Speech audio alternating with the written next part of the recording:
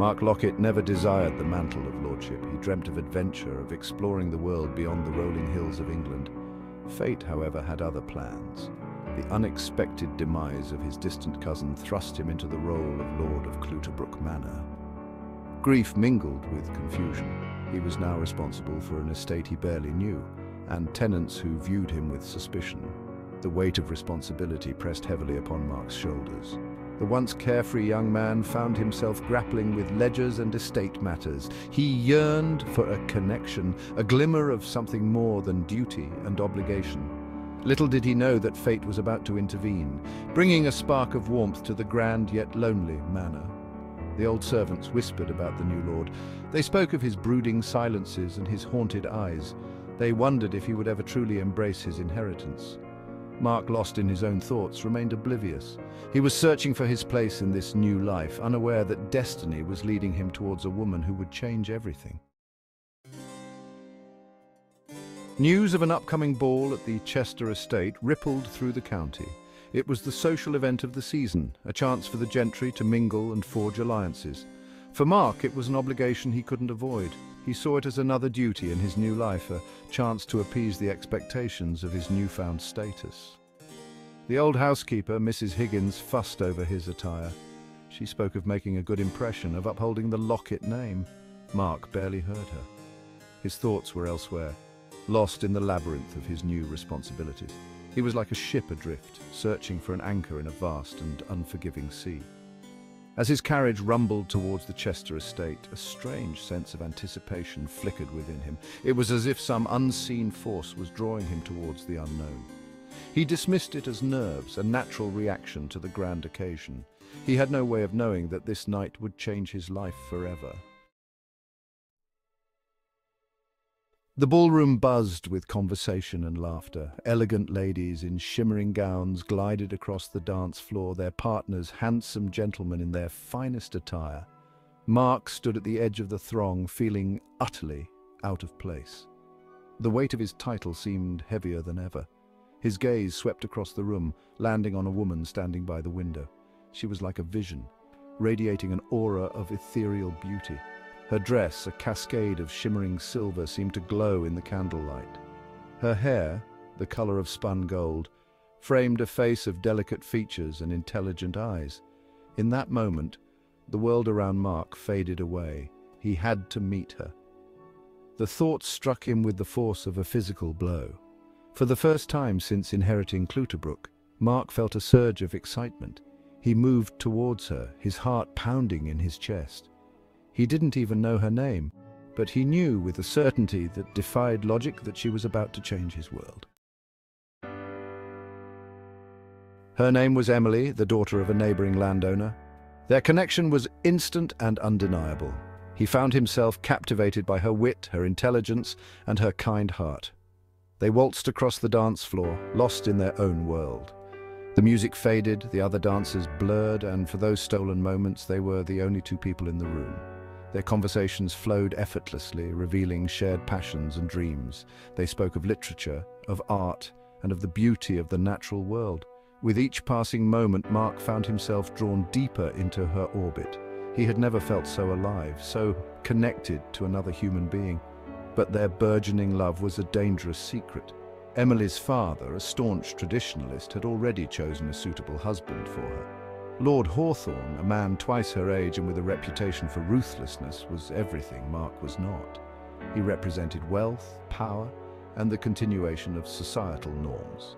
Mark, with his untamed spirit and his disdain for convention, was seen as a threat to the established order. Despite the looming threat of societal disapproval, Mark and Emily continued to meet. Their encounters were clandestine affairs, stolen moments in hidden gardens and moonlit meadows. Each meeting was a risk, a gamble against fate, but the allure of their forbidden love was too strong to resist. They exchanged letters, their words filled with longing and whispered promises. Mark's heart soared with each carefully crafted sentence, each declaration of affection. Emily became his confidant, his muse, the one person who truly understood the turmoil within his soul. He vowed to protect her, to shield her from the storm that was brewing on the horizon. Their secret meetings became bolder, their affections harder to conceal. They knew they were playing with fire, that their love could have devastating consequences. But the thought of living without each other was unbearable.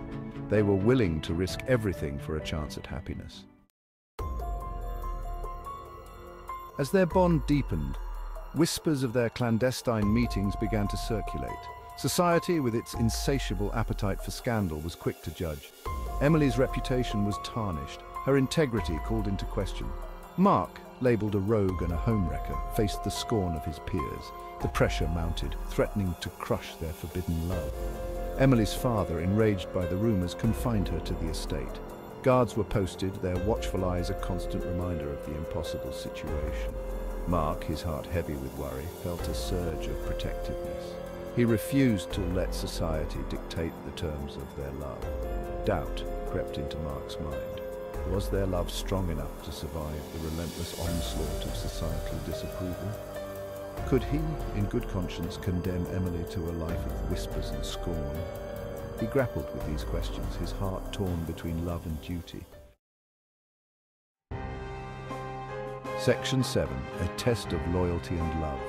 The situation reached a boiling point when Lord Hawthorne, fueled by jealousy and wounded pride, challenged Mark to a duel. Refusing to let Emily be used as a pawn in a game of male ego, Mark accepted. He knew the risks, the potential consequences of his actions, but he was prepared to fight for their love, even if it meant facing death itself.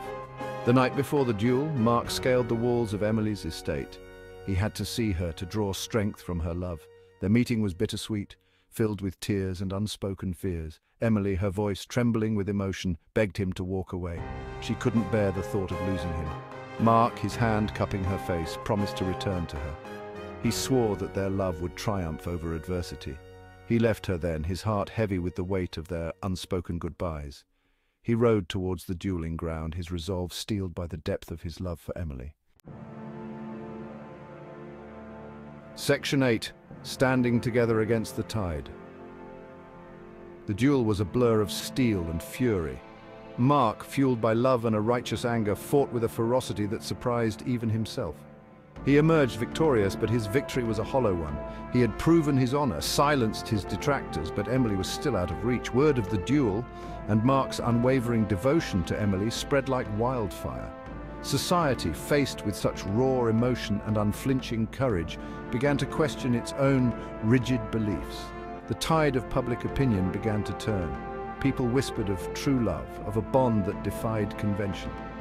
Emily's father, witnessing the depth of their love and the changing societal landscape, had a change of heart. He realized that true happiness lay not in societal approval, but in the genuine affection shared between two souls. He relented, giving his blessing to their union. Section 9. A declaration of unwavering love. Freed from the shackles of societal expectations, Mark and Emily could finally embrace their love openly. No more stolen moments, no more hidden glances.